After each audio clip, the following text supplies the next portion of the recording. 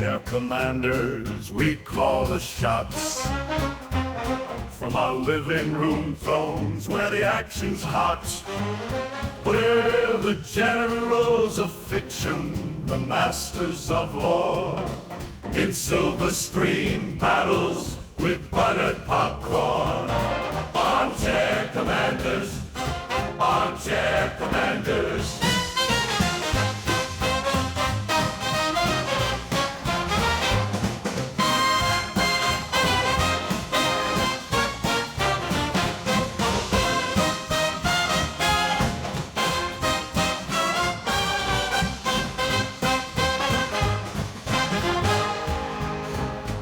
Armchair commanders, armchair commanders. All right, welcome to the Armchair Commanders podcast. My name is John. And I'm Jack. And this week we are fortunate enough to have Ken from the History X channel returning to chat with us. And this week he has requested that we do a classic war film, The Great Escape. Ken, welcome. And if you'd like to tell the folks a little bit about yourself. Hey guys, thanks for having me on again. Good to see you and Jack. Pleasure's all ours. I think the first time you had me on was that February. I'm trying to remember. Yeah, it's been a minute. Yeah. So do the YouTube channel History X. Started that in February of 2021, and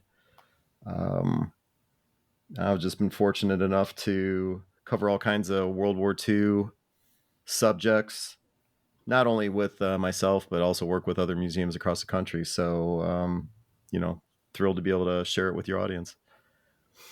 I had a great time. What was it Well, I don't know the exact date this will be out, but at whatever point this episode comes out, it'll been a couple of weeks. But I joined you over on your podcast that you run.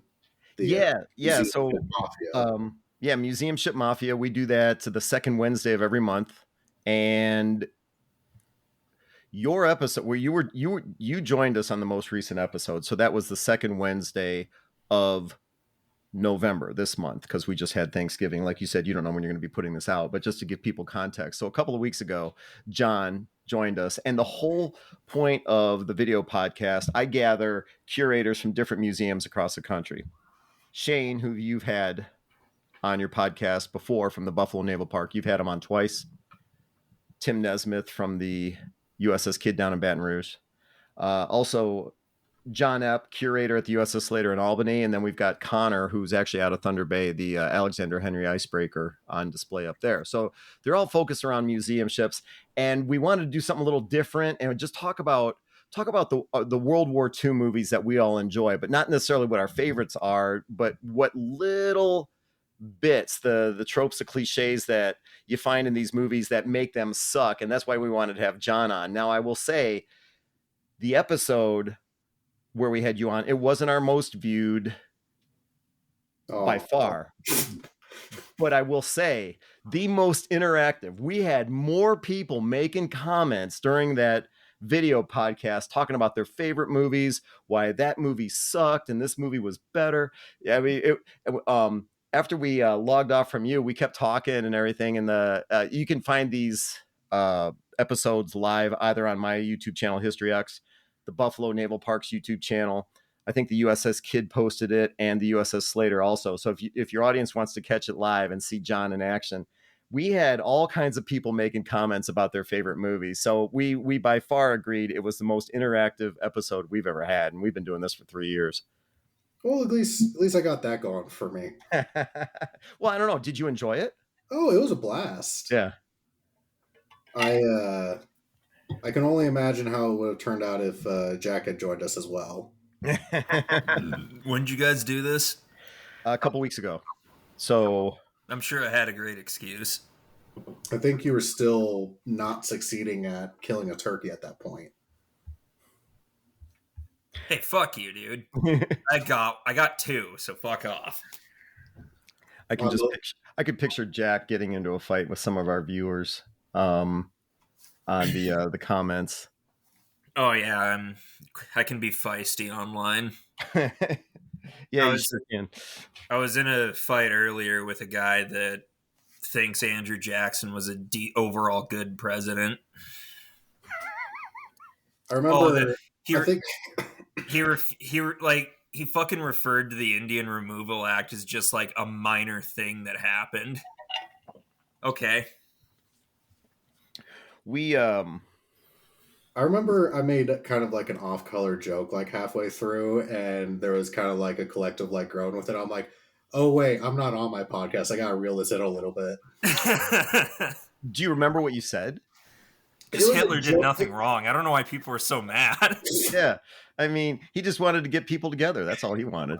He opened up like 6 million jobs across Europe. What did you I say made a, on I made a no, joke about the Ocean Gate submarine. yeah, you and the whole comments section just imploded. yeah, you did make a comment about it, but I Because don't we were talking about for like a couple of minutes we were talking about the movie Titanic for some reason. yeah. And I made a joke about like, oh, I can't wait for like the director's cut where they have like a after credits scene of the Ocean Gate imploding.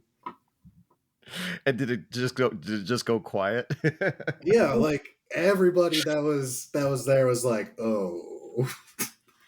I will like I always tell you, I have other people that I think you should have on your podcast, you and Jack should talk to. People you met John Epp from the USS Later. Yeah.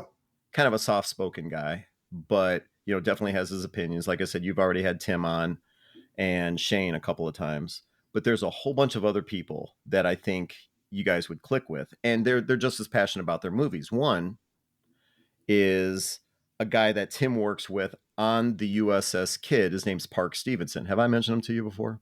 Yeah. Okay. I'm familiar with the name. I haven't had the chance to Yeah. chat with him yet. So he is the director of the USS Kidd Museum. Previous to that, he was he went to the Naval Academy, but he was the technical advisor, or one of the technical advisors to the Titanic, to James Cameron, to the Titanic. So he's been down to the Titanic several times, and he's kind of like the unofficial world's foremost expert on the Titanic. So whenever news comes out about the Titanic, they brought up this artifact, or they discovered this, or they did a 3D scan of that, or the Titanic's falling apart. CNN, BBC, whoever, they all want to interview Parks because he's the foremost expert. Apparently, he's sick of it. He's tired. It's a goddamn Titanic. That's all they ever want to talk about. But I think you should have him on because he is a huge movie buff, loves Star Wars. He dresses up. He has like the Empire Walkers. What do they call those things? AT-ATs. Yeah. He dressed up for Halloween one year as an AT-AT driver and all this stuff. I mean, he's into it big time. But has he ever done a dive on the Bismarck? Not that I'm aware of. He's, like I said, the Titanic. He was part of the expedition that found the USS Johnston. Right. Oh yeah, that I remember that. That's tight. Yeah. So that is Victor Vescovo. Victor Vescovo is the one that kind of put that whole expedition together. It was his submarine. He had Parks. We've had Victor on the podcast. We've had Parks on the podcast many times. It's funny you mentioned that, because I was going to propose, why don't we talk about the Johnston? That's not done to death. Like, and now knowing that he was the guy that fucking found it, that just makes it even better. Yeah. Oh, I mean, you want to have some interesting conversations. So he was on Victor's team because he is the historian. Parks is the historian that helped them go through all the records and figure out where to look first. In the heat of battle, all these coordinates, I mean, everything's so screwed up. So Parks had to take the time to go through all these records, not only the American records, but also the Japanese records as well, and figure out where to look. And so on this expedition, well, I guess it was two different expeditions. One, they found the Johnston, and the other one, they found the Samuel B. Roberts. Okay. Yeah. Yeah. And so, I mean, and Parks will tell you it's like a life-changing event. But it's so when and if you have him on, I would not suggest mentioning that Ocean Gate tragedy, because I'll never forget when that happened. I said, I don't even know if I should be sharing. Oh, what the hell. So I sent him a text message. And when I started the YouTube channel History X, if you would have said I would have had the personal phone numbers of people like Park Stevenson, Richie Kohler, Victor Visco, I was like, why on earth would that ever happen? So, but here I am. I'm texting Parks because he texted me, and I said, "Is CNN bugging to talk to you about the disaster?" He said, "Fuck yes." And I said, "Are you going to do any interviews?" He goes, "Fuck no." And, he's like, don't talk, because he knew these people that died on it. So, and if he didn't know them personally, he knew of them. Yeah, so you might not. Long story, you might not want to mention that if you have him on. Not bring up that sore point. Yeah, or who knows? I could be totally wrong. He might. Yeah, I don't know what movie he would pick. He'd probably pick a Star Wars movie to talk to you about. I mean, it does have the word war in the title, so it counts. Mm-hmm. But yeah. So sorry to hijack that little bit of conversation and derail your show yet again. Oh, no. By the way, I do want to say, yes, okay, I appreciate the fact that last time you had me on, it's the longest episode you've had to date. This time around, we're going to make it the shortest episode. I don't know. That's actually kind of a... Yeah. Our shortest is like 30, 40 minutes, right? I don't even remember what movie it was. Well, we're at 11, so good talking to you guys. Yeah. Yeah. We did like a 10-minute episode where we just it was when the trailer dropped for Oppenheimer, so we just did I barely count that. It's still an episode. Yeah. Because we were so stoked on Oppenheimer coming out, so we did like a 10 or 15-minute episode just talking about the trailer. Oh, dude, Oppenheimer is pretty great though. When you came on our video podcast a couple weeks ago, that was live. Right. Did that sway you into doing these episodes live? I'm not sure if doing this live would really... I don't know about doing it live, honestly. Like, I did appreciate the way that yours is set up, but I think it works well for you guys because you kind of have like a big round table type deal. Yeah. And we like to have the viewers comment and also, me and Jack have a propensity for saying some really dumb shit that I have to edit out sometimes. It's our trademark. Jack told that great story last time I was on about watching, I think it was Schindler's List in high school, and he mentioned a classmate's name that he then said, "Oh, edit that out. Yeah. Do you remember that? So, yeah. And vaguely. You were like, what did she say? Because I think I know the classmate. I'd have to go back and listen to that episode to even know what. I do vaguely remember having to edit that section, but yeah, she got upset about something. Jack made a comment. No, I remember who it was, but I'm not going to say her name. No. Yeah. To save my wonderful co-host the editing time, the 2 seconds it would take to delete that. Let's just call her Ashley, So Ashley. Okay, yeah, Ashley. She got her panties in a twist about titties being shown on screen. That's what it was, the blonde in Schindler's List. It was the same fucking scene where that fat motherfucker, what was his name? Goebbels? Goebbels. Whatever, Goebbels, yeah. He was sniping Jews casually from his fucking... Oh, no. You're talking about Ralph Fiennes. He wasn't fat. No, I'm talking about his character. His character was fat in real life. Not really. The supposed master race. He was like just chilling, shooting Jews. Mm-hmm. And like, this is where you get pissed off? Titties? Yeah, that's right. Not about the guy actually killing the kid that couldn't get the bathtub clean. Yeah, my God. I'm just saying that, how the Ocean Gate joke wasn't too well received. I've made way worse jokes than that on here that I've had to cut out. So Okay, so when we went, okay, the video podcast Museum Ship Mafia that we do was not my idea. It was actually Shane's idea, but when you talk about museum curators, it's like herding cats. They all have great ideas, okay, but getting them to actually act on something is, well, like herding cats. So Shane said, "Oh, we should have that John Epp from the USS Slater," because they would do this video podcast. Him and Steve, who was the educational coordinator at the Buffalo Naval Park. Steve's last name escapes me. Great guy. They would do this live Wednesday night video podcast called the 2000 Watch, and I would tune in and I'd make my little comments. Shane and I knew each other by reputation and all that stuff, but we had yet to meet. And so Shane has this idea. It's like, oh, we should get other people involved, like John Epp from the Slater and that History X guy, Ken, you know. And I said, yeah, let's do it. So I figured out and I use StreamYard as the platform, how to connect all these YouTubes. So we're doing a test run. And I don't know if there was an echo or something. I'm swearing. I'm going, God damn it. You know, it's like, oh, this shit isn't working or something like that. And I can see Shane's kind of glancing at Steven. It's like, Ken's swearing. But you listen to your episodes when Shane's on. Yeah, it's... Shane's like, fuck this, you know, damn it, you know, all this stuff. Is like, what? So I don't know. And I will tell you, our podcast is like a safe space for people in the history field to let loose. Yeah. And you know, so I guess on the Museum Ship Mafia, he's representing the Buffalo Naval Park. John's representing the U.S. Slater, all that stuff. So, you know, I appreciate that. That's fine. Oh, did we lose Jack?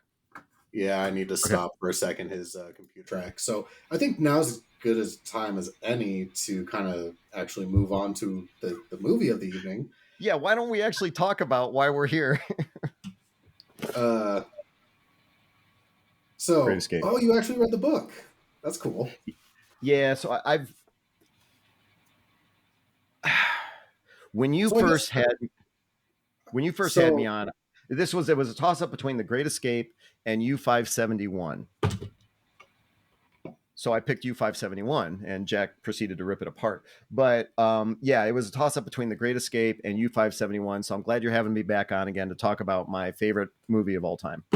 So that partially answers it, but I'll ask the question anyways. When we were originally chatting a few weeks ago, setting this up, you said, you're like, hey, I'm interested in either The Great Escape or Memphis Belle. And I was like, right, I'm cool with either. I happen to be a big Memphis Belle fan, but like, I'm not mad about this choice either. But besides it being your favorite film, what made you go with this over Memphis Belle? Memphis Belle is a movie that I watched. I saw when it first came out in the theaters. I saw Memphis Belle, and that was in the 90s. Loved it. Still, you know, love it to this day. And of course, it's based on truth and, you know, true situation. But The Great Escape is something that it's a movie that as I was getting older, I watched with my father. I can't tell you how old I was, but you know, what got my attention about it? Well, first of all, my father was fascinated with it. So I wanted to watch it too. But what's cool about The Great Escape is that it, you know, there's no battles. There's no dogfights. There's no huge naval. It is you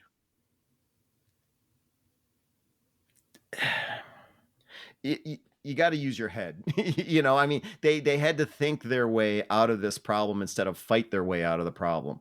And so I'd never seen a movie like that before, where you know, they're trying to solve all these problems as prisoners. And so I just kind of fell in love with it. But it's also one of those movies, and I'm sure you've got them in your life too, where every time you watch the movie, you catch something different.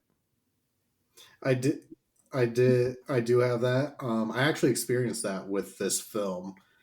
But I'll get that in a minute. But I'm sure Jack can relate to your experience of watching this with your dad, because he sent me a text the other night when he was watching it, and it was just like it started focused on the TV, and it's the intro credits of The Great Escape, and it just pans over to his dad and a lazy boy, just like completely into it.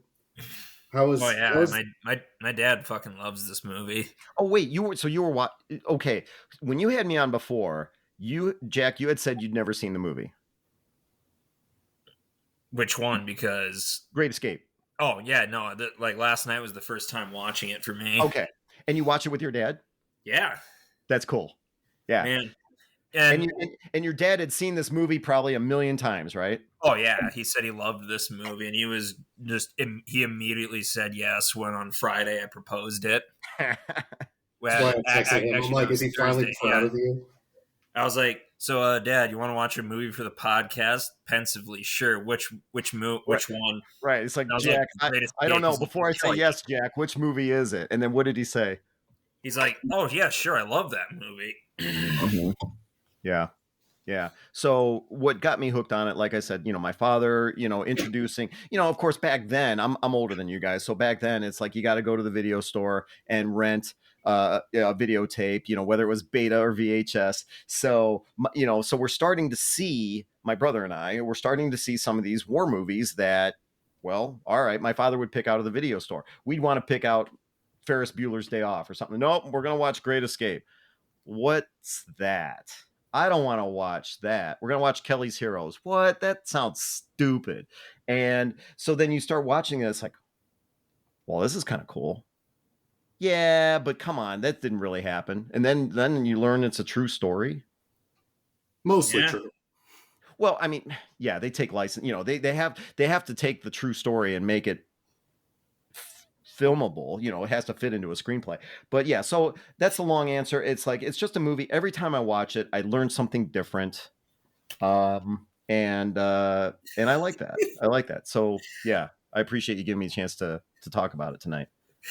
So it also goes without saying that Steve McQueen is my dad's favorite actor. You can't see it, but I've got Steve McQueen. Oh, hold on a second. Oh, he's running. Oh, hell yeah. So the iconic motorcycle chase. Yeah. So this is, that's kind of heavy. Steve McQueen on the motorcycle. I actually got, a friend of mine got this for me. And so to let you know how much the movie means to me, before I started my YouTube channel, I owned a boat dealership for about 6 or 7 years, custom boat dealership. And I gotta say, it's called Great Escape Marine. That's very clever.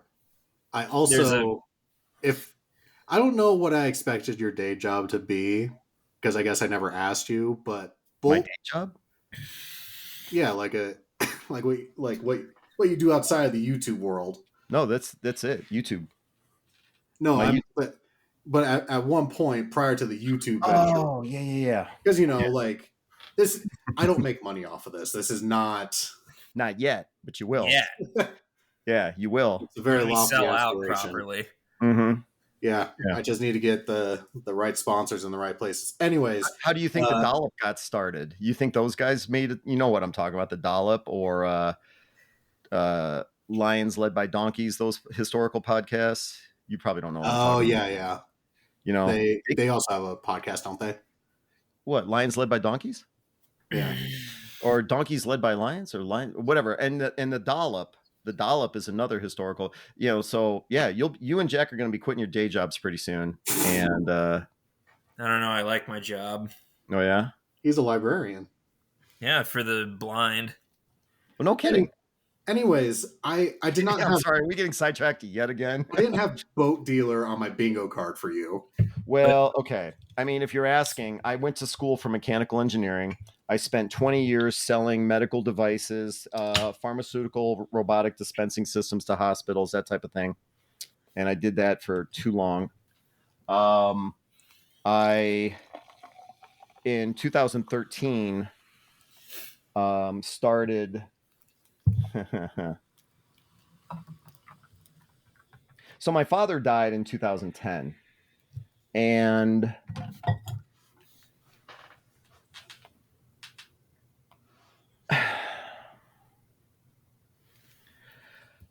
when I went to see him,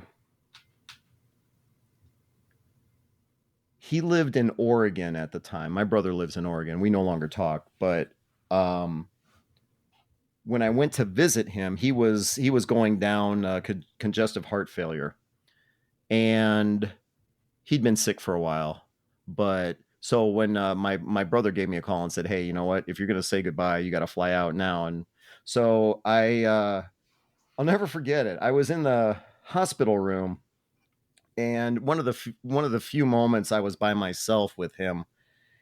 I don't know where my brother was or his wife or anything like that, but it was just me and my dad. And he said it was like so surreal. He's asking me, it's like, how's work? How's your job? How's work? It's like, I don't know. I mean, it's work. It's, I don't know. Why are we talking about this? Because um, I knew he was going to die that day. And, the doctors made it clear. My brother made it clear. And so it's like, so how's work? I'm going, I don't know. It sucks. It's work. Why are we talking about this? He's like, well, are you enjoying it?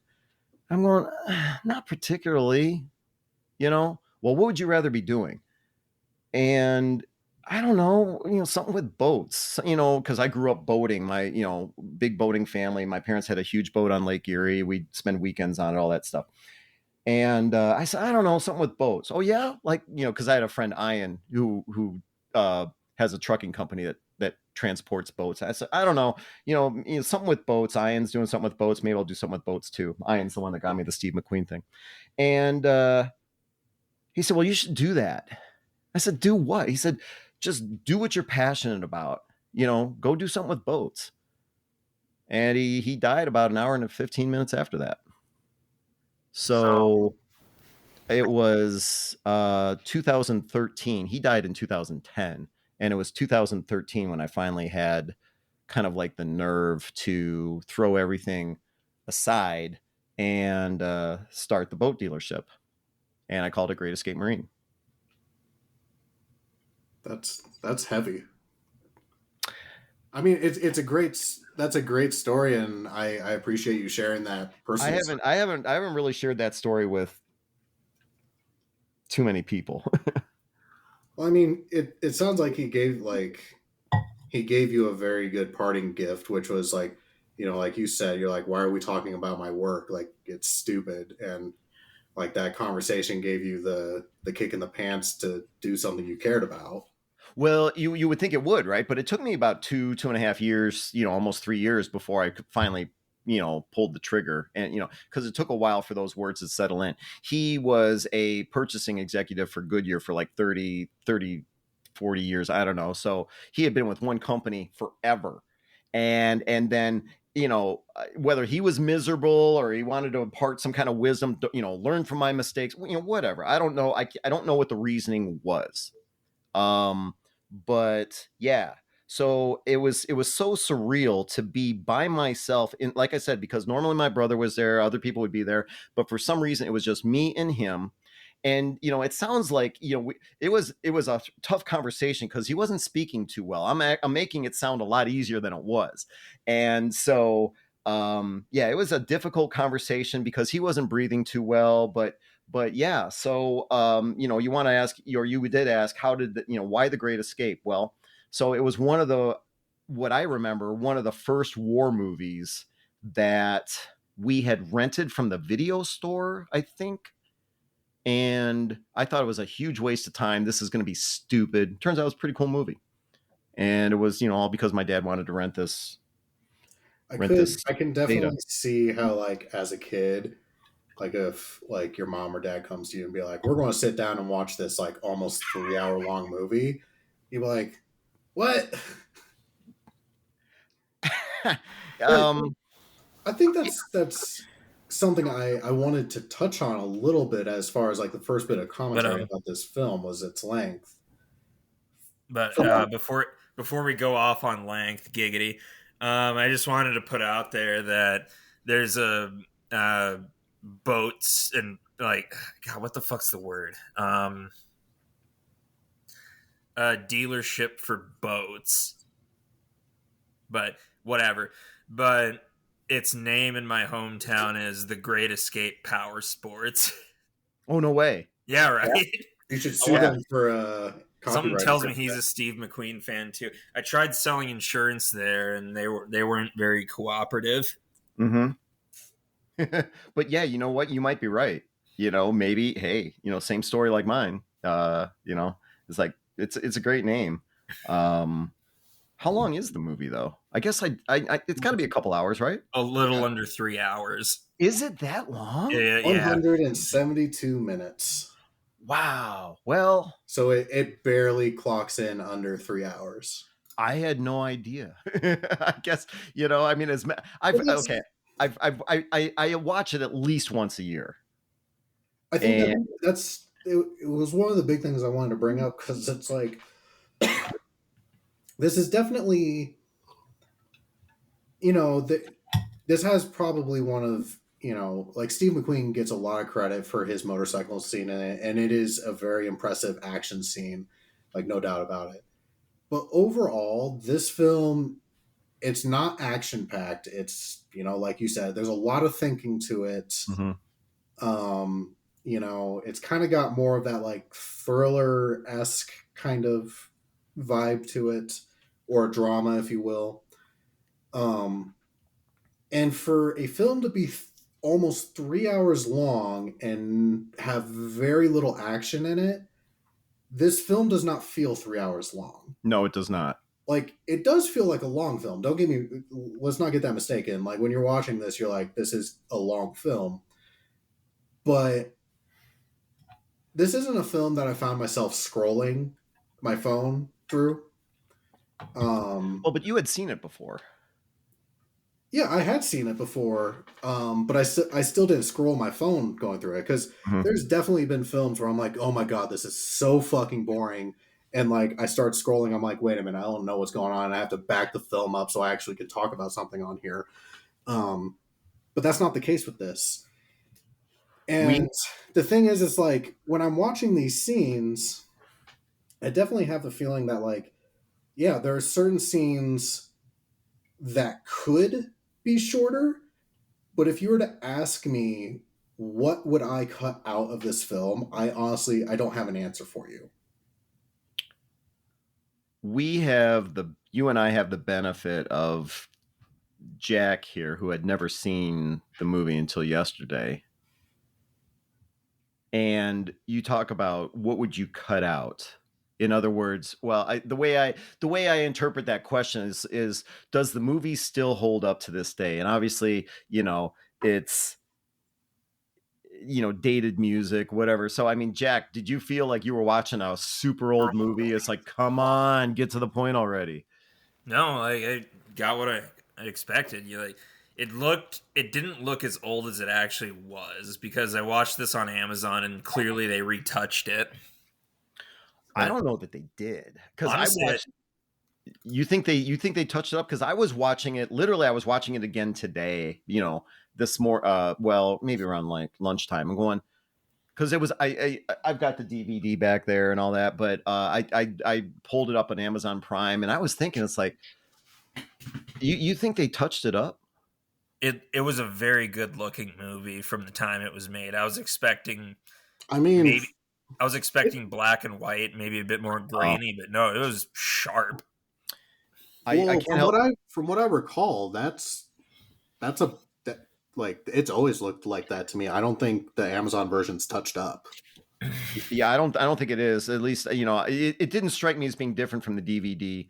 I think that when you talk about the cast, people like Steve McQueen, people like James Garner, Coburn, keep in mind,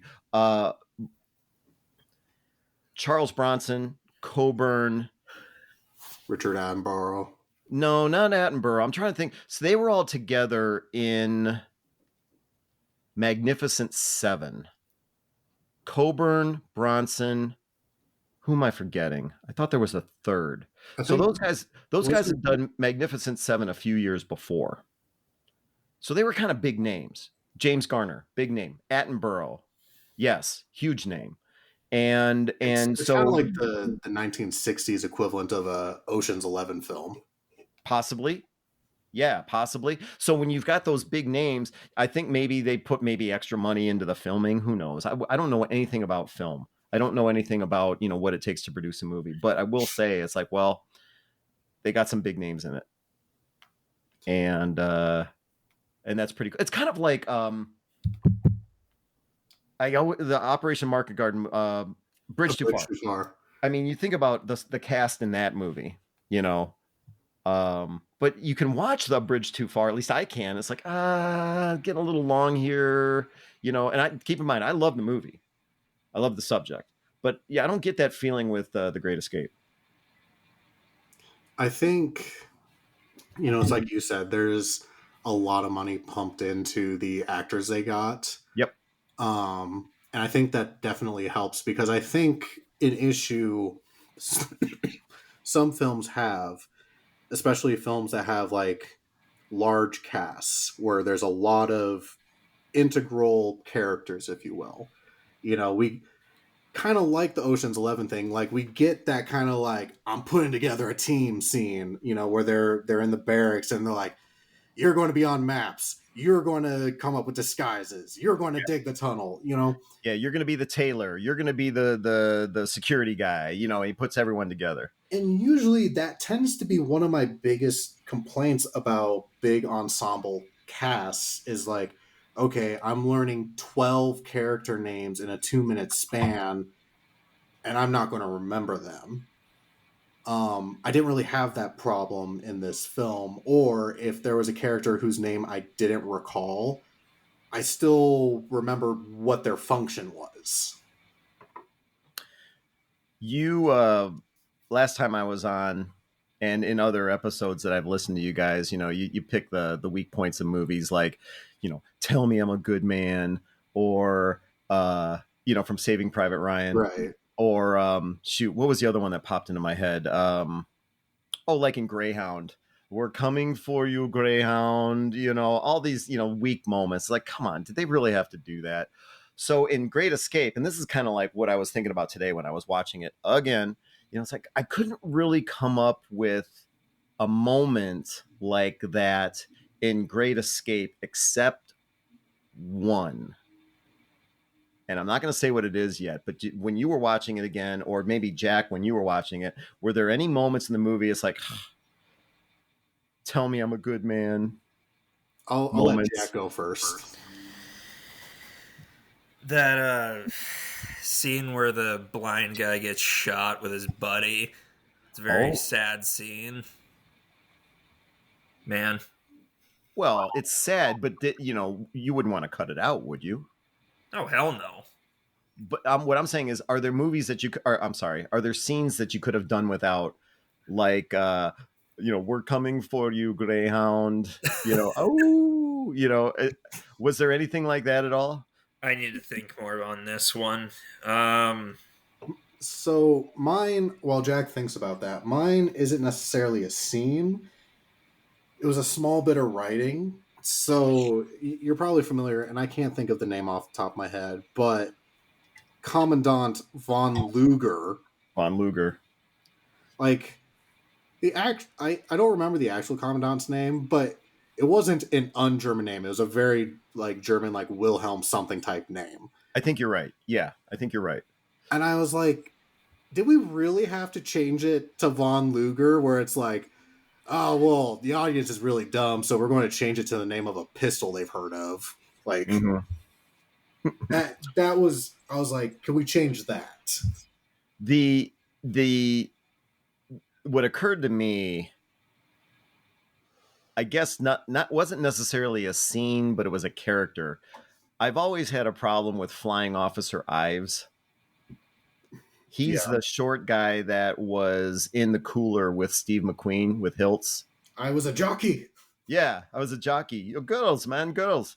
And so he gets wire happy, and he tries to bust out, and he shoot him and everything. I've always had a little. I thought they made him a little too goofy. But they didn't, so I guess I'm reaching, when I think about it, it's like, all right, what could they have cut out of Great Escape? What could they have, what what was totally unnecessary? What made this boring? Well, that's the only thing I could come up with is like, I don't like Flying Officer Ives. I just don't. Poor guy. I mean, God rest his soul. Yeah, the guy can dig, but that's also what we have Charles Bronson for. Yeah. And apparently, you learn he's got, claustrophobia. But so that's the only weak part for me. You mentioned Von Luger, but so then going to the other end of the spectrum. Or wait, Jack, did you come up with any weak points of the movie as you were watching it? Nothing's coming to mind yet. Hey, you know what? That's a good sign. It was that awesome of a film. Yeah, that's a good sign. I was invested. The one of the things that I learned early on, or at least I thought the movie and tried to teach you as was the differences between the way the Luftwaffe treated prisoners versus the SS and the Gestapo. And so I remember watching this like, why is that a big deal? And then as I got older, it's like, oh, okay, the Gestapo was pretty, in the SS they were bad, but to be prisoners, to have these officers prisoners of the Luftwaffe was a big deal. And so that was something that I remember learning, or at least that the movie tried to teach you. It took a long time for me to get the hang of that. And actually made a couple of notes. What was the other thing? Yeah, it's the different level of war crimes we're going for. Yeah, and then so they highlighted the differences in the philosophy between the Luftwaffe and the SS or the Gestapo. It's like, all right, fine. But then they also talked about they talk about the shortages that the German soldiers had when it came to food, and how these Red Cross parcels, when James Garner goes, oh, why don't you come into my room? I was going to make some coffee. Some real coffee. And I remember it's like, well, don't the Germans have coffee? Well, no. Back then there were so many supply shortages no, they didn't have coffee. Cigarettes.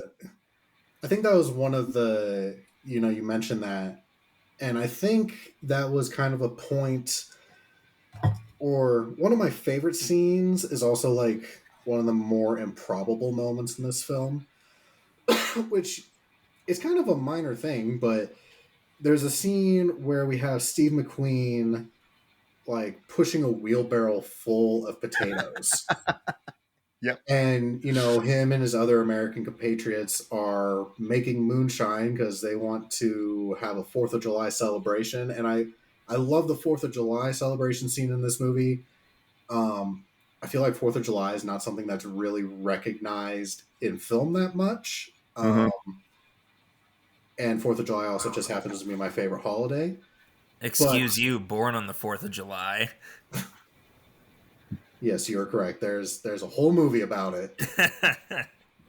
But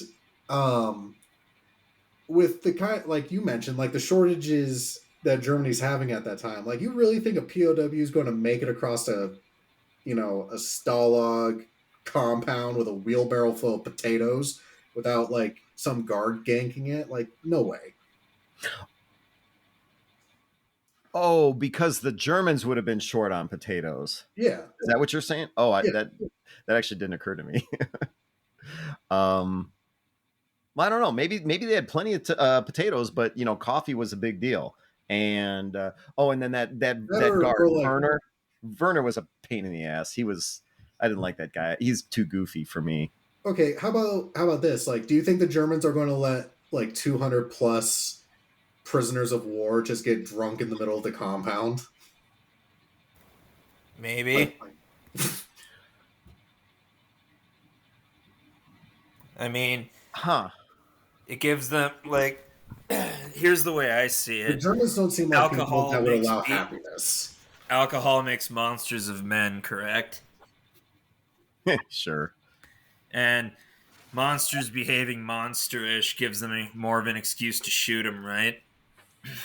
Well, free up some resources. If you remember what happened in the movie, while they were doing all that celebration, that's when the one, or actually, I guess there were 4 guards. But the one, it's like, all right, while they're distracted, we're going to let's go in and start poking around. Yeah, detective shit.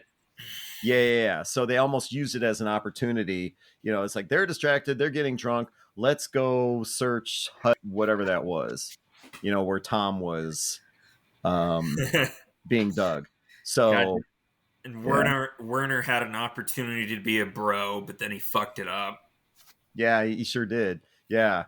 Well, I mean, do you want to go to the Eastern Front? I mean, no, but still, that doesn't mean I can't judge him. Yeah. So there's so many aspects of the movie that that you just learn, the new stuff. But I just remember as a kid, watching the beginning of the movie, it's like, oh, okay, so these guys are trying to escape right away. They're jumping into these trucks with the pine boughs in there, and it's like, oh, they're gonna get away. It's so easy. It's like, nope, this guy's got a pitchfork, and I was like, I just even remember then. It's like, oh, okay, the Germans aren't dumb, because I thought that was going to be, when I was a kid, it's like, oh, so the Germans are going to let him escape like this? No, it's like, no, this guy's got, a pitchfork, and I just remember it's like, oh, this actually could be a cool movie worth watching. Maybe my father didn't pick a dud after all.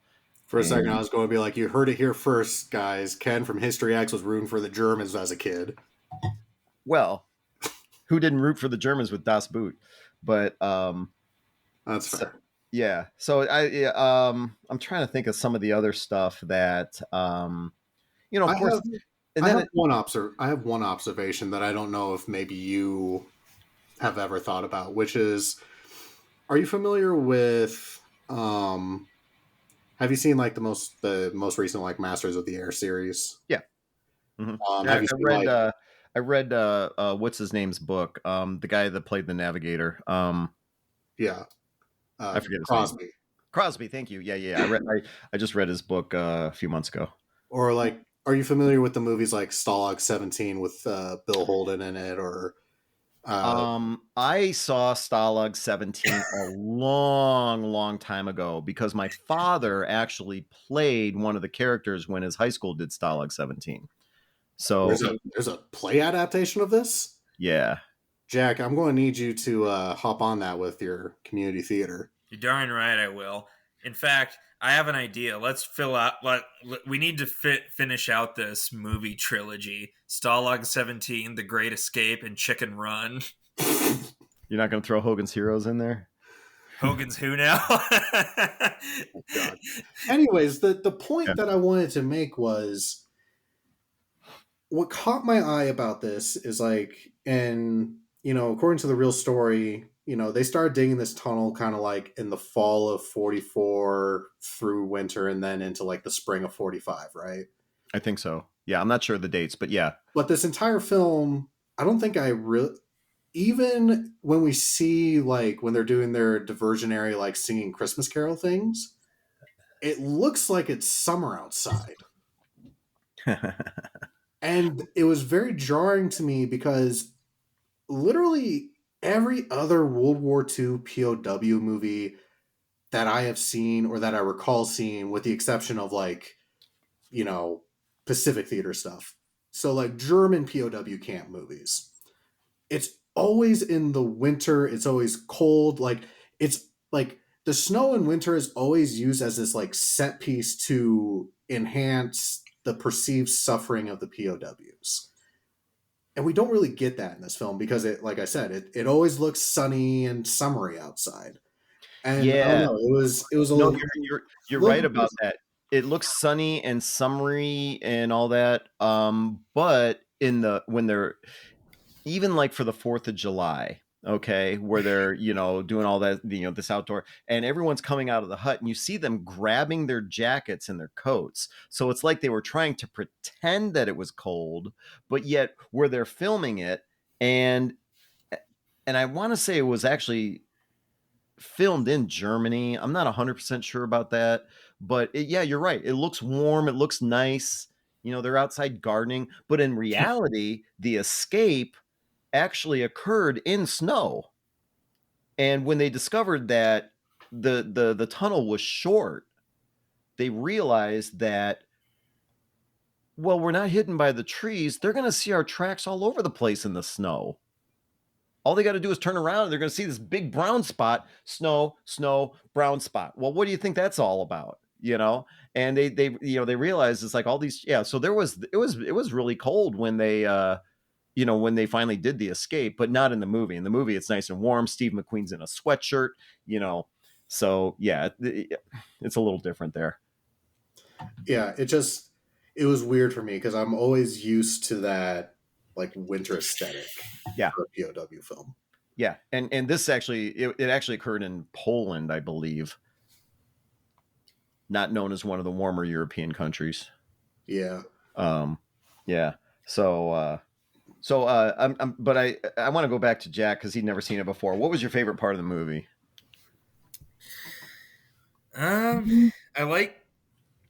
I kind of like the summer camp feeling, like just a bunch of kids doing hijinks. Oh, you whippersnappers. Yeah, just pulling one over those wacky Nazis. But that leads me to another question. Would the Japanese have had the same sense of humor on the other side of the planet for their POW camps? I think this movie would have been a lot shorter. All you got to do is watch that Unbroken movie. Ugh. And that's on the list. Oh, you haven't seen it? Yeah, that's No. Angelina Jolie's directorial, not her debut, but yeah. So I'm that's not looking forward to it. What? I'm not looking forward to Unbroken. Have you seen it? I have.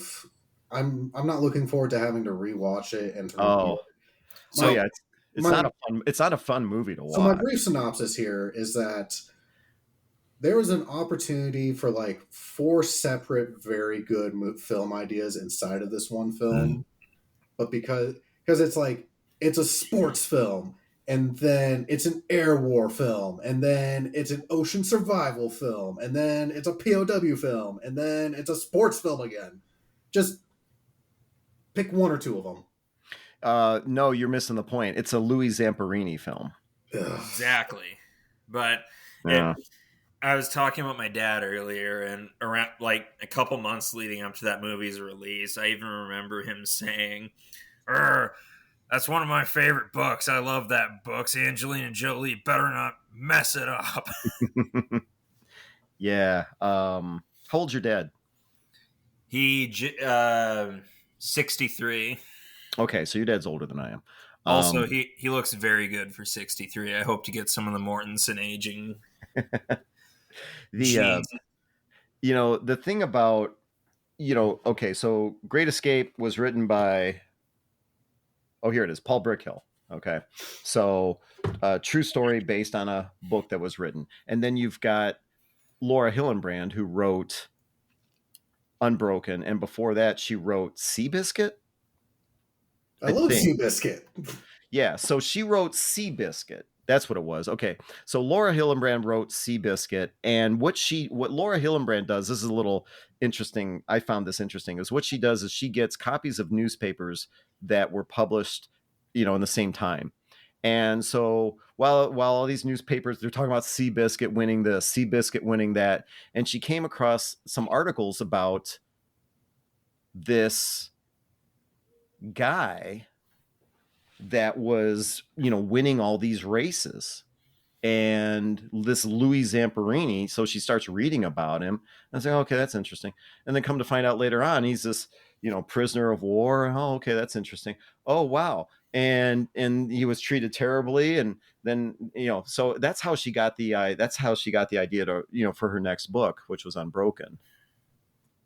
And so when you talk about, Great Escape, obviously a lot of these movies come from, books. Obviously that's no big revelation there, but I find that the quality of the movie or is much better when you've got a good book behind it to begin with. And that's definitely the case with Brickhill's book here. I think another quality, especially like in this film, but something I've kind of noticed of films of the era, like, A Bridge Too Far and stuff, is in this film, quite a few of the actors, like, this is still close enough to World War II that some of the actors were actual World War II vets. So, like... Charles Bronson. Yeah, like Charles Bronson was a gunner on a B-29 in the Pacific. He flew 25 missions and got a Purple Heart. So, like, yeah, he's playing a character of this, like, POW, but like I can only imagine that somebody who like has the life experience that he did is like, hey, I need you to, hey, World War II vet, I need you to play in a World War II movie. Like it's not a stretch for him, you know? Yeah, same with Garner. He was not in World War II, but he was in Korea. And, you know, so it's the same for those guys. In Korea, apparently Garner was a little bit of a scrounger, like he was in the movie The Great Escape. I don't think he was ever captured. He was just, you know, soldiers are short of stuff and everything, and Garner found ways to get stuff, you know. So you know, when they're casting him for the movie, it's like, yeah, I want to be the scrounger. Right. Okay. Can And do. he was great at it. But you know, some of the other actors, I don't know about Attenborough. Maybe he served, maybe he didn't. You know, but some of the other actors that, you know, like the guy that played the tailor, the guy that played, you know, Cavendish, the surveyor, Coburn, who played Sedgwick. Coburn was he's an American actor. He's not British. I don't know if he was in the war. That'd be interesting to find out. But yeah, you know, when they made this movie in the 60s, that's only 20 years after the end of World War II. So it's definitely possible that they served. Per the Google box, Yeah. Coburn was drafted into the army in 1950. Oh, so it was after World War II. Okay. Yeah, it was at the time of Korea and whatnot, but he served as a truck driver and the occasional disc jockey of an army radio station in Texas. He also narrated training films for the army. Oh, very nice. You know, the one for the longest time when I was a kid watching this movie over and over again, I always thought it was kind of stupid that, wait, are you telling me after they escaped, James Garner all of a sudden knows how to fly a plane? And he could jump into this plane and get it started and get it going, only to realize that, you idiot, all of the prisoners were pilots. Yeah, they're all, Yeah. you know, RAF or Air Corps or whatever. It took me forever to figure that out. That's why they were in a camp that was run by the German Air Corps, the Luftwaffe. They were all flying officers. So it went for years. I'm going, all right, fine. They took a liberty there. James Garner just happens to know how to fly a plane. Turns out they all knew how to fly planes. So like the only guy there that wasn't a pilot was the forger. Oh yeah. It's like I was in, you know, aerial reconnaissance analytics or something. Yeah, he was an analyst. I just went for like a joyride one day. Mm-hmm. And I think that was kind of, if I remember correctly, there was a story in the book about a guy. I think his last name started with a C. I apologize that I should have probably done a little bit more research, but there was a guy that went up in a bomber, and he was kind of like, he was invited, or he invited himself on the plane. Very similar situation. The plane went down, just like Colin's story in The Great Escape in the movie. So the plane went down. I think everyone survived, but everyone was captured except the co-pilot. The co-pilot for that plane, and they went up. Yeah, it was like photo reconnaissance or something like that. They're taking pictures. I can't remember what they were taking pictures of, and I apologize, guys. I should have done a little bit more research to get the story right. But everyone survived, and everyone was captured except the co-pilot. The co-pilot somehow made it out with the help of the resistance and made it to Spain. When the Germans captured the crew, they count 1, 2, 3, 4, 5, 6, 7, 8. All right, we got everybody. They didn't know that this one guy that happened to be on the plane wasn't really part of the crew. He was just there. So they didn't know that someone got away. They bring the captured crew, put them into, and it turns out the guy that was the photo reconnaissance analyst also knew how to build a radio, and he built a radio and was sending signals to London to let them know what was happening inside the camp. And I wish I could remember the name of the guy. So that Colin, who was the forger, and, you know, I want to believe it was kind of based on this guy that happened to just go for a ride with this crew, and it got shot down, and then he was captured, and he just happened to know he just knew how to build a radio. He has a heck of a bird whistle. Oh, I know.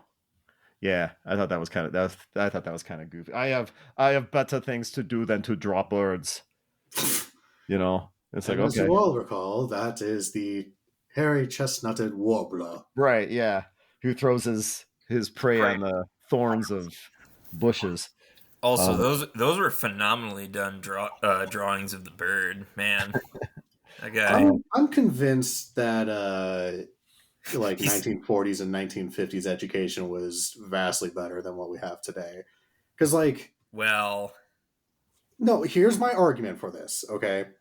Which is in the 1950s, there was legit a popular kids toy, which was like an at-home chemistry set that if you screwed it up, you'd actually blow your fucking house up. We don't have that shit today. No. But when I was a kid, we got the chemistry set, and my chemistry set had sulfuric acid in it. Yeah. See? What are you giving a kid sulfuric acid to play with? I think it also had mercury. If I'm not mistaken, I think it also had mercury in a little test tube. And it's like the stuff that we got to play with, and we've got the mercury in our hands. It's like, look at it go. But you have this dude, granted, his job is a forger, but in the 40s, okay, in the camp, he's claiming oh, we're doing bird watching.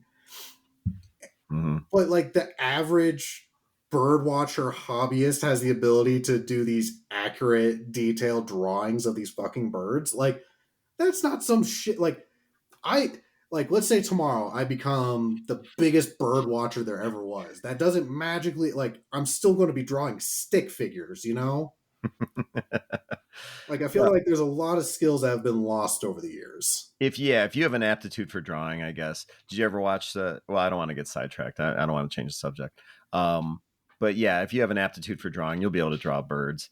I was going to ask you guys, favorite characters versus, your least favorite. We kind of talked about it earlier. I'm not a fan of Werner. I'm not a fan of Flying Officer Ives, but I know you'll probably agree with this, but I really like Steve McQueen's character. Yep. But something that bugged me about Steve McQueen's character is why is he everybody else is in World War II uniforms, and here he is in he's the only one that looks like he's in the 1960s because he's wearing these khakis and a sweater. Well, I mean, he was one of the 3 Americans. So yeah, all these other officers are British, and they're caught mostly in their uniforms. So he does kind of seem to lounge around in his khakis and in a sweatshirt, Steve McQueen. Although he does have his leather jacket, Captain Hilts, and 20 days. So I like Steve McQueen. I like Sedgwick, which was played by James Coburn. I like his character. He's the guy that, built. He was the manufacturer. He's the guy that came up with the air pump. Okay. Yeah. So I like that character. I really like Cavendish. Oh, I'm not a fan of Cavendish because he kept jumping up into his top bunk.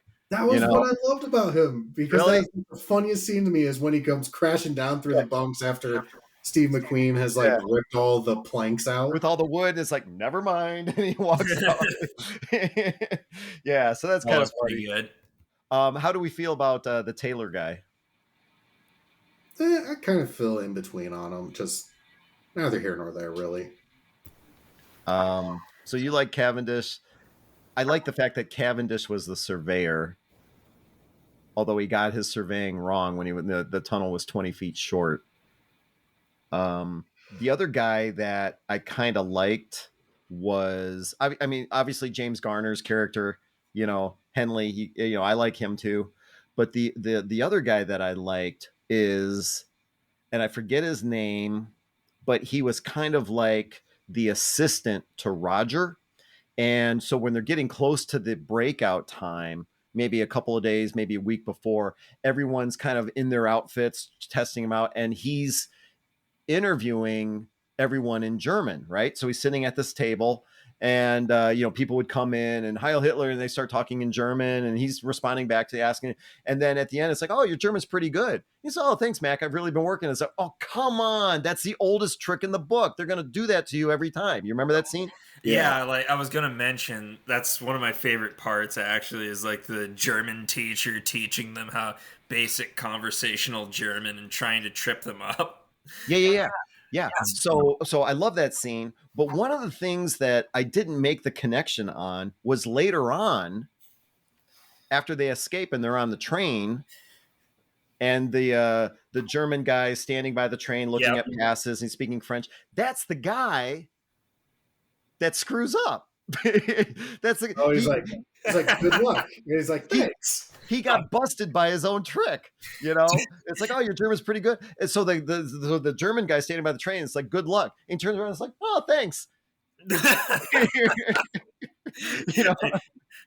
Are you English? 9. Do your parents know you're English? No. Mm-hmm. Oh, God damn it. Yeah.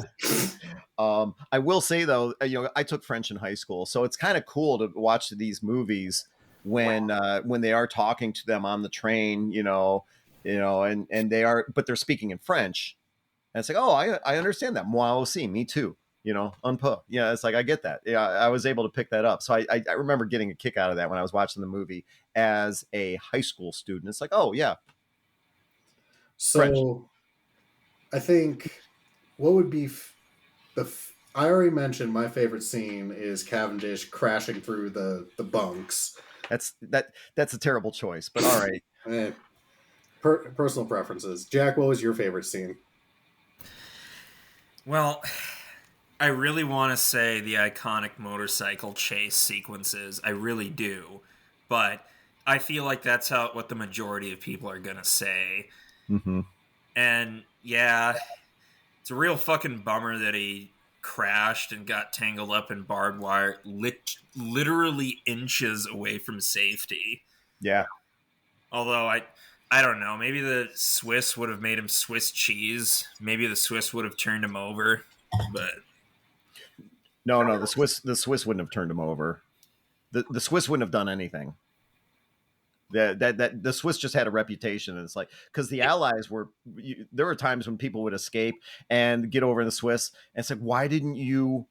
What we knew these soldiers were there. You didn't feed them, you didn't house them, and the Swiss goes, hell no! If the Germans found out we did that, yeah. So the Swiss wouldn't have done a damn thing. They wouldn't have turned them over, but they wouldn't have protected them either. That's what the Swiss did. Nothing. They were good at doing nothing. Yeah, the Swiss are bitches. So, okay, so if you're not going to pick that scene, then what scene are you going to pick? Just all the scenes with ingenuity, like all the buttresses and like shoring up the tunnels, re-shoring them up when they inevitably collapse on the poor Polish guy. Mm-hmm. Yeah. Because God forbid we have more than 2 fucking people working on this tunnel. and the Polish guy's doing most of the work, apparently. I mean, in real life, the tunnel is like 2 feet by 2 feet. So, in real life, hold on a second. In real life, the tunnel was. This is a piece of 11 by 17 piece of paper. This is how big the tunnel was. Christ. Like a sheet of paper? The tunnel. Yeah, there you go. This is a piece of 11 by 17 paper. This is how big the tunnel was. I could probably slither in, but I don't want to try. Yeah, that'd be a no-go for me. If my alternative is getting executed or dying of hunger or cold in a German camp, I would at least risk it. I would not. I'm too claustrophobic. I wouldn't be able to do it. Oh, I am too, but fear is the mind killer. Yeah. So I'm kind of like Jack. I like all the ingenuity. I like the digging of the tunnel. and like not even like the engineering portion of it. I was going to bring this up a bit earlier, but I forgot. But the reason I like the German practicing scene is it's something you wouldn't even think about normally, but you'd have to know at least some basic German conversation, like more than just a simple yes or a no. You'd have to know what they were saying to you, like when they were asking for papers, and you'd have to forge them. Getting your hands on them alone is a monumental task. Yeah, and there was even something. There was even something in the book about how they realized when they were creating the forgeries, they realized that the forgeries were too good, and they had to, smudge some of the ink, because when you're stamping something, it's like, all right, here's your pass, and you stamp it. Well, that's not always crystal clear. It could be smudged. You can't, and they realized that, the forgeries need to look like a bureaucrat didn't care. Yeah. It's like, you got someone in an office, kicking out 250 passes a day. It's like, they aren't going to be super crisp clear. It's like, oh, we just got to get this paperwork done and get people their passes, all that stuff. So they realized their forgeries were actually too good, and they need to start making errors. Or, believe it or not, the forgeries, with all the stuff that was typed on these passes, well, they didn't have a typewriter. All of that is done with pen and ink. And it's like, well, sometimes a typewriter, jumps a letter up a little bit, and they had to make their forgeries, less precise. And so that was an interesting part of the book. Like Jack said, the shoring up of the wood, and the tunnel with the wood and everything, I kind of like that too. Eventually they had wire running down with lights, to light up the tunnel. I got a kick out of that. But my favorite scene, or one of my favorite scenes, and there are many, was with Eric Ashley Pitt, the character Eric Ashley Pitt. He's the one that invented the thing with the socks, pulling the pins and dumping the dirt out into the yard. Yeah, that blonde guy. So I like that scene where, and Roger says, oh, let's try it tomorrow. He said, I've already tried it. It works. So I like that scene. And then the other scene that I like is when they were making the moonshine with the potatoes and they're trying it. And it's like, wow. And the guy coughs and everything. I kind of like that scene. Ungrateful colonials. Yeah, it was pretty good. Mm-hmm. When it comes to the German characters, and of course we talked about the camp commandant. I talked about Werner a little bit, but there's other characters like the Gestapo guy, or the kid that was in charge of the cooler where Steve McQueen kept stealing his keys, or, he's bouncing the ball against the wall and the kid's just staring at him. It's like, he's going to be in here another couple of months. Right. So, I mean, what did you think about those guys? Or even the guy at the side of the train, who's speaking French, and it's like, good luck. Oh, thanks. So you mentioned like the part of like, oh, when you rewatch these films, you notice more and more. I made a connection today for the very first time during my rewatch of it, which was, the German tank commander in Kelly's Heroes? Yep. That actor he plays the Nazi who captures or brings Steve McQueen back to the camp. No, he's the guy that captures Roger, isn't he? I think Steve McQueen. Jack talked about how Steve McQueen got captured. So at the end of the film, he's like, "There's no need to salute von Luger. He's no longer the commandant." No. The tank commander from Kelly's Heroes, isn't he the one that Roger runs away? He's in some town, right? And he kind of gets in some doorway, and he thinks like the cars go by and everything, and he backs up into the guy. That's the tank commander from Kelly's Heroes, isn't it? maybe I got it confused, but Or do I have it wrong? all I do know is that like I looked it up, and that particular actor, his filmography includes both films. He was actually kind of the like go-to Nazi German guy actor of the 60s. Yeah. And I think he was also he might have been in Battle of the Bulge.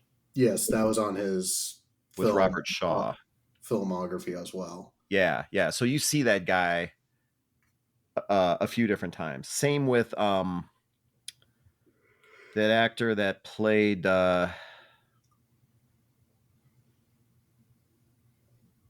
it, I'm blanking out. He was big in the 80s. Max forget it. You'll remember as soon as we stop recording. Huh? Said you'll remember as soon as we're done recording. I know. I just can't think of the guy's name. It's yeah, Murphy's Law of podcasting.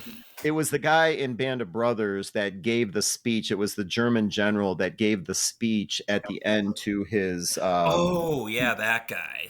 Yeah, I remember that guy. And that guy was in the 80s. I think it was on MTV. He played. Oh, I can't think of it.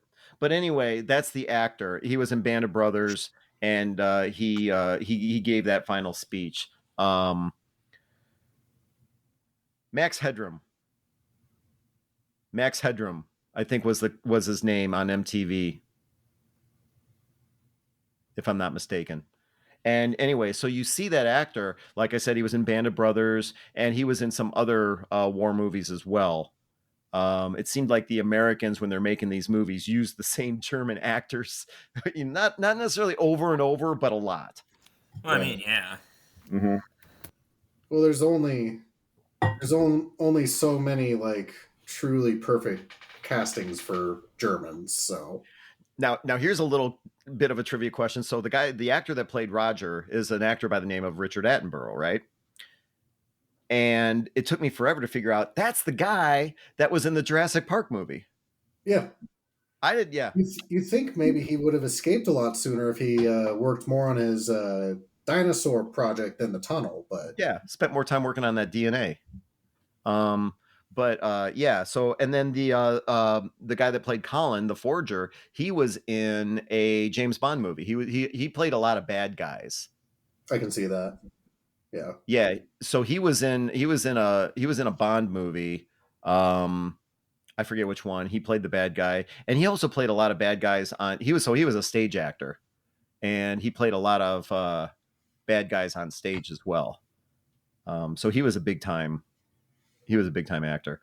But when it came to the German characters, like I said, the kid in the cooler and all that stuff, I actually liked von Luger. He was probably my favorite. I liked him as a character. I just thought he had a stupid name. Yeah. And the Gestapo guy, of course, I hated him. I didn't like him. Well, he had an annoying voice. We found you, Cavendish. Like, I think it's about time. You're never gonna see your family again. Never. And he flipped his little briefcase. The flap on his. Yeah, it's like I didn't like that guy. So what are you drinking tonight, Ken? Oh, so I'm doing gin and not tonic, but gin and soda or sparkling. All right. Water. So yeah, that's my drink of choice tonight. Jack, what do you have on deck? So I just got done with Budweiser, and now I got a can of Modelo with me. Oh, you're living the high life here today. You're damn skippy. I'm at the ranch, so I'm indulging in the beer they have here. What about you, John? What do you got going on? So we're recording this with the weekend of Thanksgiving. So I've been busy with like Thanksgiving activities, so I had to just grab what was in the fridge as opposed to doing something topical.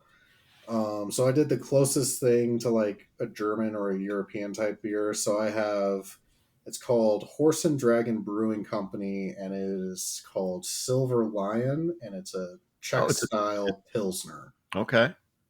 So I thought it was quite good. They're not a sponsor, but they could be. I thought you were gonna do Moonshine again because of the movie. I thought about it, but I was Yeah. like, You need to function the next day. yeah. Also, I participated in a Secret Santa exchange recently, and I got a bottle of whiskey from it, and so I've gone through like half of that bottle of whiskey in 3 days because of various Thanksgiving activities. So I'm a little hard liquored out, Mm-hmm. but When you did the second episode with Shane, were you surprised about him and his corn whiskey? that was his preference. Yes. Well, and the fact that he drank it straight out of the bottle. Yeah, that was not expecting that. Yeah, here's a curator of a museum, and yeah, Shane's a character. Shane's He's a fun guy to talk with. Oh, he's a great guy to talk with. You meet him in person, or you talk to him on the phone. I mean, the stuff that he says, the stuff that he shares. I was with him when he got kicked out of the Museum of Science and Industry in Chicago. I guess I didn't know he used to work there. He didn't. Oh. He was visiting. Oh. Yeah. So I met him and Steven at this was in September of 22, maybe. I don't know. It's the first time I met him. And Shane he probably won't listen to this episode. So Shane is a smoker. Shane is a big time smoker. And so obviously you can't smoke in the middle of a museum. So he says, well, let's get more closer to the entrance. I'm going, well, this is still kind of in the museum. So, but he's smoking. And they kicked him out. It's like, you're still in the museum. And yeah, so he got kicked out of the Museum of Science and Industry in Chicago because he insisted on smoking. But yeah, he likes his corn whiskey, and yeah, Shane's a good guy. He's one of the first people I met through the YouTube channel. He contacted me because he wanted to link some of the stuff from the Buffalo Naval Park on my channel, and it just kind of took off from there. And yeah, he's one of the best guys I've ever met through the YouTube channel. So I think now's as good a time as any to give this a rating. But what are we going to use for the rating? I thought long and hard about this rating. And our viewers at home can't see what Jack named himself, but it's Jack the Lifeguard. That's another great moment in this film where the Germans are inspecting the barracks and Charles Bronson is taking a shower. Mm-hmm. And the Germans are like, what are you doing? He's like, showering. Yeah, I need a wash. I'm showering. And there's another dude in the shower who's completely clothed, just standing there. And he's like, well, what are you doing? He's like, I'm a lifeguard. Yeah. Yeah. Literally and that's James Coburn. And he says, literally what he says is, I'm watching him. I'm a lifeguard. He couldn't, like, me and my dad both agree he could not have made that sound more gay. Even if he said, I'm watching him to jerk off, like, it still wouldn't have been that gay. I disagree. I think it's one of the coolest lines in the movie. I just get that every time I hear it. Like, it's so cocky. Like, he knows he's not going to buy it, but the German's like, you know what? I don't give a shit. I'm tired. Yeah. So on a scale of 1 to 5 shower lifeguards. No. What do you mean no? No, we're not doing it. No, it's got to be no. I mean, I appreciate the fact that Jack brought up the lifeguard scene because I forgot about it. That's actually one of my favorite scenes. It's got to be like 1 to 5 baseballs, or it's got to be wires of death. No. Crashed motors inches away from the Swiss border. Yeah, it's got to be like, it's got to be 1 to 5 baseballs because he kept bouncing the baseball off the. So, you know what? Fine. We'll just for you, we'll do 1 to 5 baseballs. Oh, that was too easy. No, no, we're not going to do baseballs. It's got to be. Okay.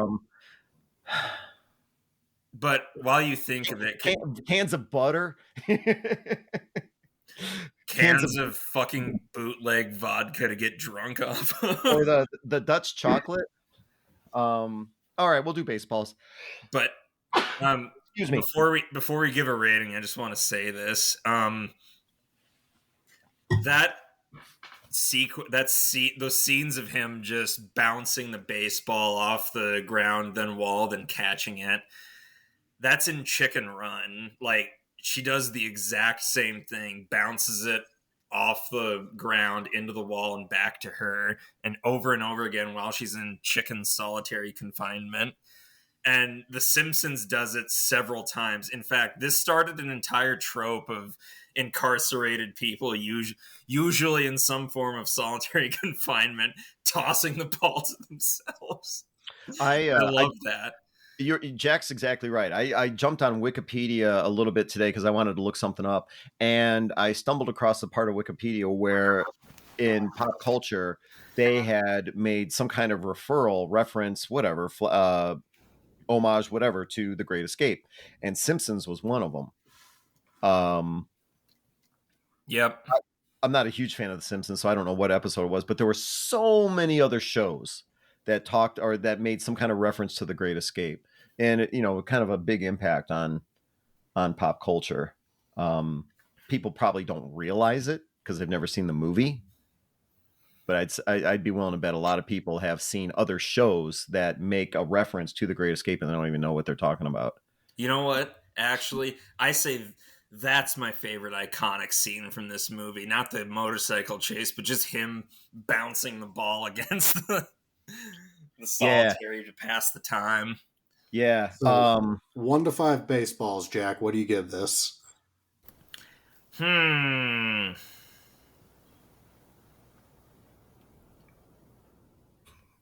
got to give this 5 out of 5 baseballs, just for not just for the entertainment quality. It was a phenomenal movie, but also just the cultural impact this movie has. In fact, I think, correct me if I'm wrong, but in Once Upon a Time in Hollywood, they superimposed Leonardo DiCaprio's character's face over Steve McQueen. Yeah, they basically replicate that scene from The Great Escape. But they do? Yeah. I'll send you a link to it, Ken. To say that his character in universe played Steve McQueen's character in this movie. Wow. No, I didn't know that. Ken, 1 to 5. Oh, 5. I mean, without a doubt. I will say though, hearing Jack, give it, 5 baseballs and saying that it was,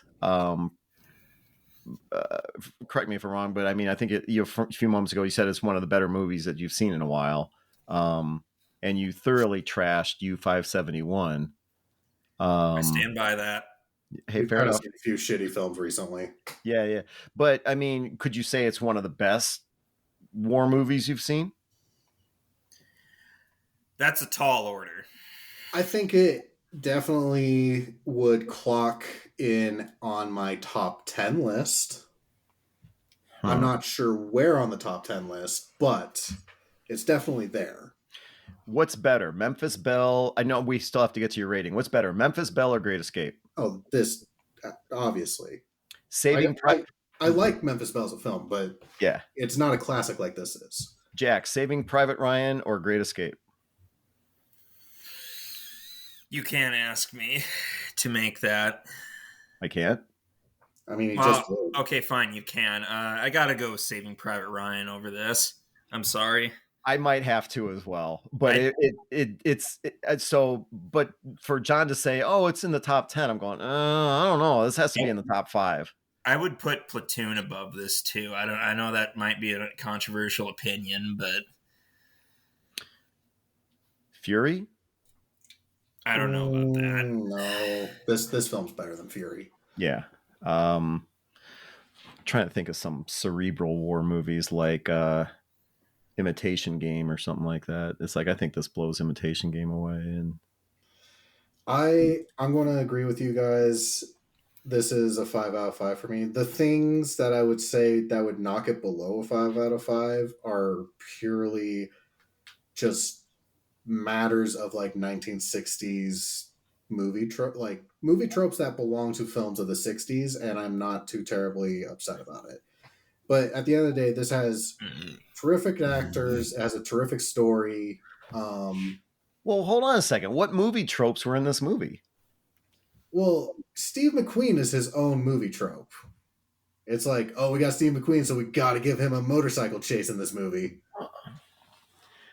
Yeah, because he liked riding motorcycles. I mean, he wanted to do his own stunts. The music is very 1960s also. Oh, the music. By the way, the guy that wrote the music, I forget his name. He basically, once this film came out, he wrote the score or whatever. He stopped working. He basically lived off of the rights to the music for the rest of his life. I mean, that's the way, I mean, if you can do it. Yeah, and he did. And then the guy that played Billy, who was Danny's best friend, the other Tunnel King, so the blonde guy, he was apparently some kind of pop singer in England in the 50s and the 60s. He wrote a song, like a pop song, based on that music. He put like lyrics to it, and I forget where I read that. That wasn't in the book. It might have been on Wikipedia or something like that. But the music from The Great Escape, I guess, is all over Europe. Like there's even a football team that comes out to the Great Escape theme song. That's pretty cool. Yeah. You think about it. Yeah. So you gave it 5 baseballs? Yeah, 5 baseballs. Jack, Okay. what does Rotten Tomatoes give this? Let's see. I have it pulled up actually for once. So the popcorn meter is at 95%, the audience rating, and the tomometer is at 94%.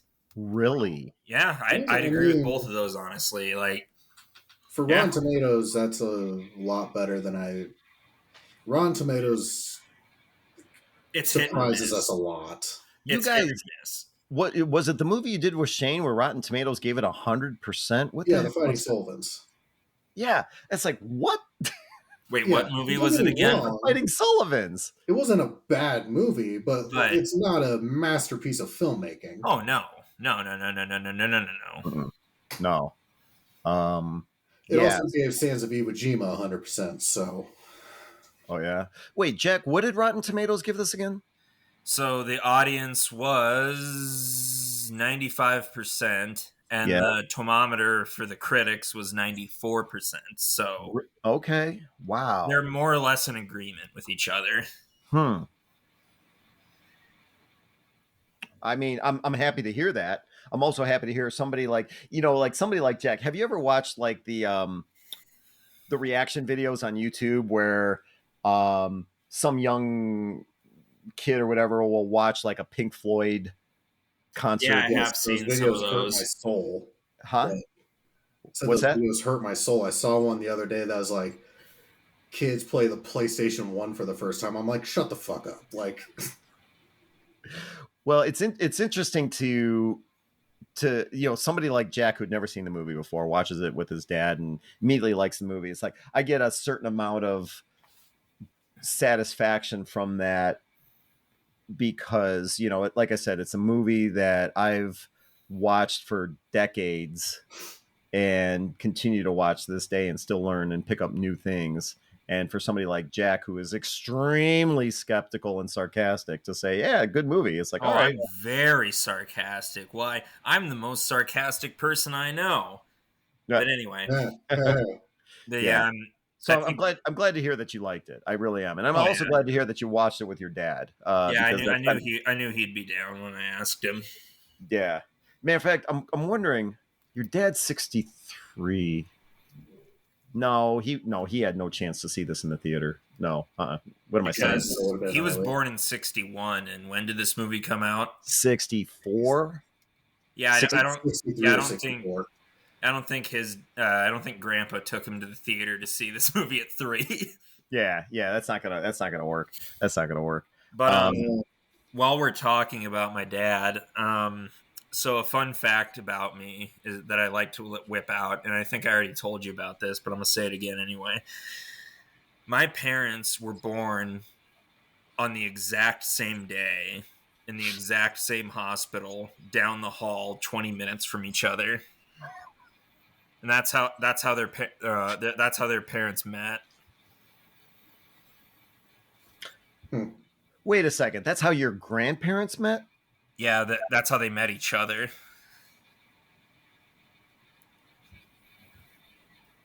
I know. Wild, isn't it? And they became friends? Yeah. and then your parents, because your grandparents are friends, that's how your parents met? Yeah, more or less. Wow, that is weird. Yeah, I don't think that they were together. I don't know. I don't really care enough to ask them. I probably should though, but it's a long story.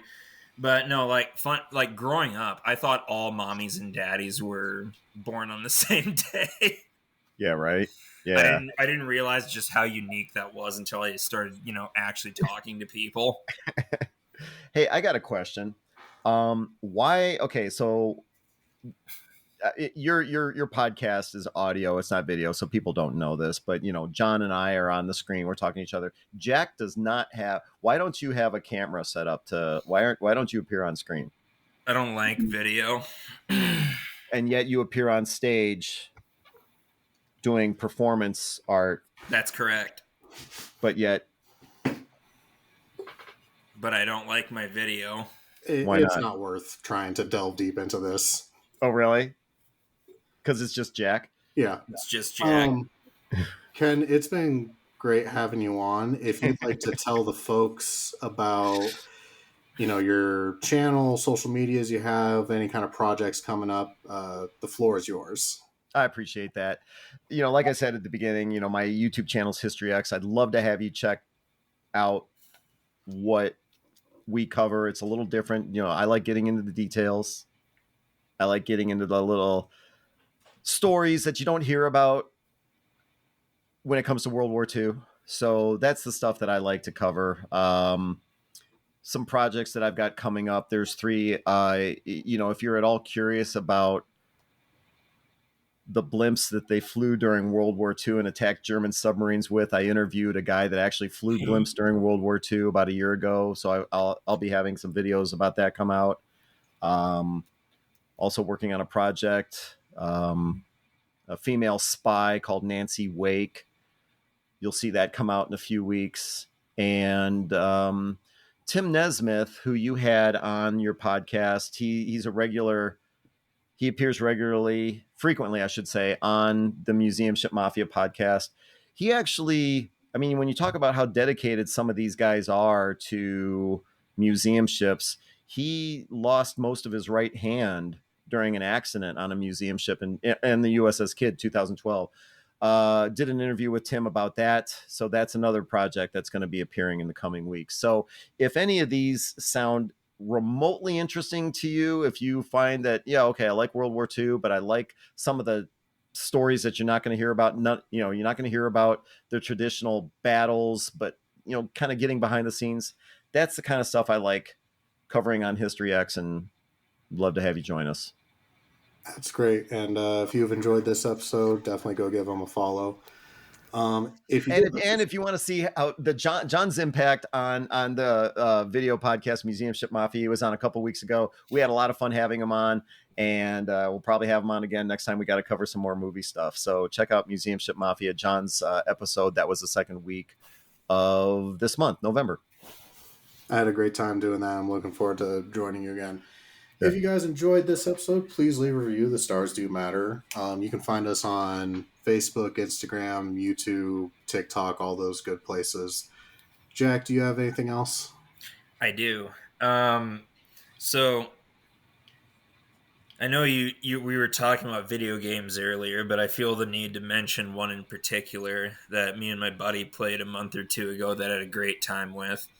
Have either of you heard of The Escapists or The Escapists 2? No. It's all about a game breaking out of prison.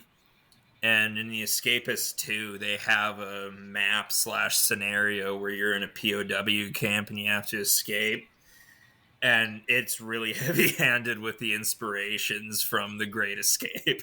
Really? One of the vectors of escape is breaking into the commandant's garage and stealing his motorcycle and driving out of there like a bat out of hell. But there's also a really particular way to get out. There's an entire game system built around digging. Like, you can't just steal a plastic spoon from the mess hall and dig out. No, you have to get multiple digging tools because they break down and shit. You gotta steal some lumber from around the camp to build buttresses and shore up your tunnel and blah blah blah. And there's entire contraband system that God help you if you get caught with. It's a really fun game to just crack open a beer with your buddy and play. I'm glad you mentioned that, because it's just another example of what we were talking about a few moments ago about the, how Great Escape, now you're talking about, it's got like this influence on this video game you're playing. Yeah, I just get a kick out of that. Well, thank you for telling us about that. I'm going to have to check that out and add it to my Steam library. There you go. Wait. I forgot. I just remember. I'm sorry to do this. I remembered one other thing I wanted to mention about The Great Escape. In the beginning of the movie, and this doesn't make any sense. In the beginning of the movie, you remember Steve McQueen throws his baseball against the wire because he thinks there's a blind spot, right? And then they catch him. And that's when you learn that Steve McQueen knows how to speak German, right? Yeah. Speaks German, to the commandant. And it's like, oh, you speak German. And he goes, Jawohl, Robust, and all that stuff. Why didn't, when Steve McQueen's running around the motorcycle and the Germans, hey, come on over here, who are you? And he circles around, why all of a sudden can't Steve McQueen speak German? Because he was scared. I don't know. You think? Is that what it was? Just kind of brain fart. Yeah. Well, it's like, hey, I thought he knew how to speak German. That's how all of a sudden he leads him on that long chase. I guess that's how he had to start the chase, right? Steve McQueen, he needs to be chased by somebody. So it's like, now all of a sudden I'll forget how to speak German. I hate to pull this card, but I just got a text from Miranda, that's my wife. She says, can you please explain to Jack that you have a wife and are going to get in trouble? It's been 2 hours. Well, just tell her, it's like, well, that's because we got this idiot Ken that just doesn't shut up. And we're trying hard to get him off the screen. So can you tell her he's my husband now? Yeah, you send that message. Well, thanks for having me on, guys. Like I said, it's always fun. Been a great time. Yeah, to be talking about this. Jack, if you got any other productions coming up in the future, good luck, man. Right, thank you. Ken, if you could, thank you so much for joining us. Jack, if you want to do your thing.